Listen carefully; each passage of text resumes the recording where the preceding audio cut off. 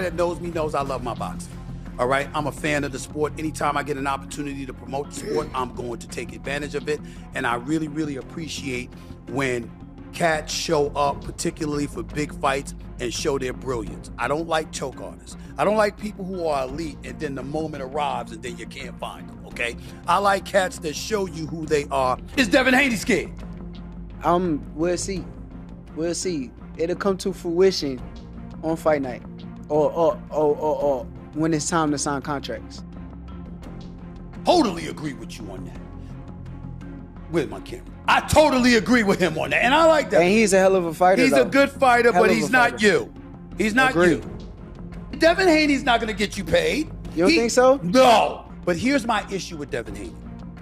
Devin Haney, I think, made a huge mistake allowing Ryan Garcia to come into the ring at the weight he wanted. Remember when he bet $500,000 for every pound that Ryan Garcia was overweight? Why would you do that? I'm told that 2, 3, 4 pounds means a lot in boxing. It do. All right, so why would you let him do? You were the champion. He wanted your belt. What the hell you do that for? You play right into his hands. So when you lose, even though you ultimately sued him and we found out stuff about Ryan Garcia or whatever, the fact is Devin Haney and his father made the mistake of going into the ring under those conditions. Stephen A. Smith didn't hold back. He confronted Devin Haney over his refusal to face Keyshawn Davis, sparking a heated debate across boxing circles. In a tense interview with Shocker Stevenson, Smith pressed Haney on accountability, questioning whether dodging Davis could tarnish his legacy. Doing things different. Is the fight with you and Devin still a possibility? It's up to Devin. Devin running. His father told me to stand on my word, and I ain't getting no response after that. They not standing on their word.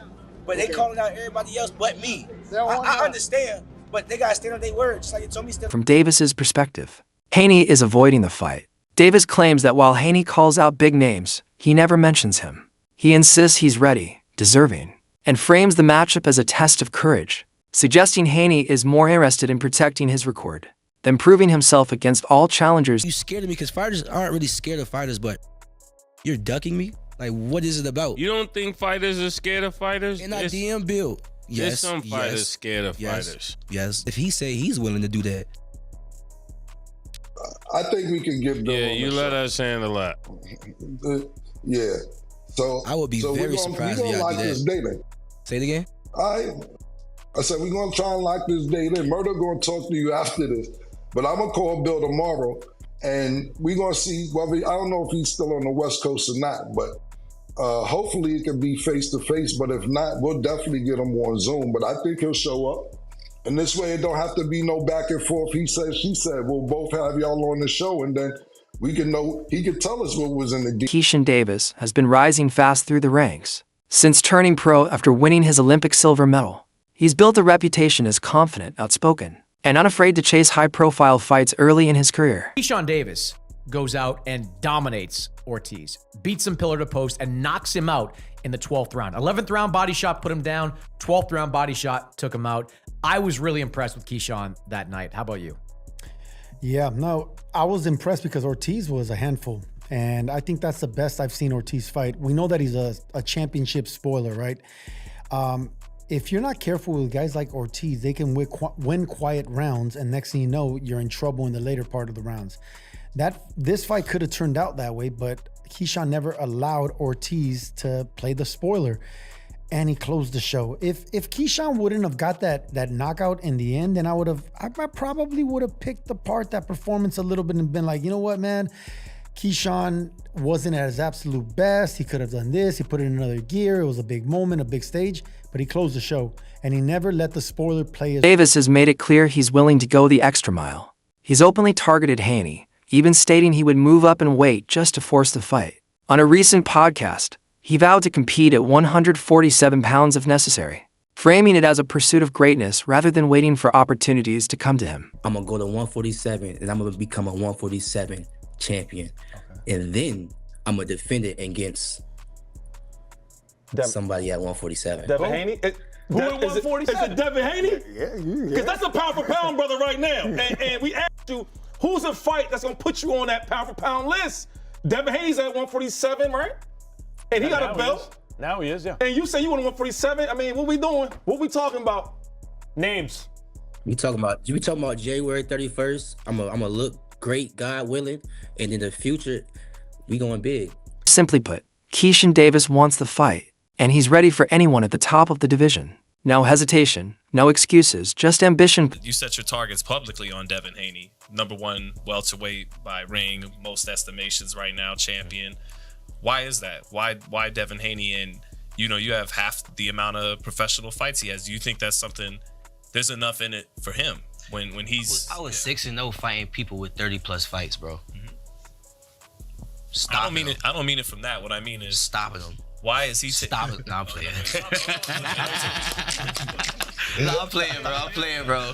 Nah, why Devin Haney, bro? Honestly, because he's a star. He's a superstar. You asking that question. I felt like that's what it was. But go ahead. Yeah, like at the end of the day, I'm ready to fight anybody. So I'm going for the stars. And I know Devin Haney is the same fighter from when he was at 35. He's the same fighter when he was at 40. Now he's at 40. So he ain't nothing changed. But his weight, you know what I'm saying? I will knock Devin Haney out. Guaranteed. Davis's perspective. Haney may be avoiding him because he recognizes the threat Davis poses. This is common in boxing. Rising contenders often say the same. Champions frequently prioritize lower risk, higher reward fights. Meanwhile, Haney is following his own carefully plotted career path. Me and Devin Haney will be an easy fight for me, bro. Like super easy, bro. Like, and I know I would stop Devin Haney. I've been saying this, bro, before the Ryan fight, bro. He just don't got nothing for me. He got nothing for me. Like, you don't got no power. You got nothing for me to worry about. Like, what are you gonna do to stop me? Got you. And what I got coming with, you know what I'm saying? I feel like he don't got nothing to even stop me. His defense is not that good.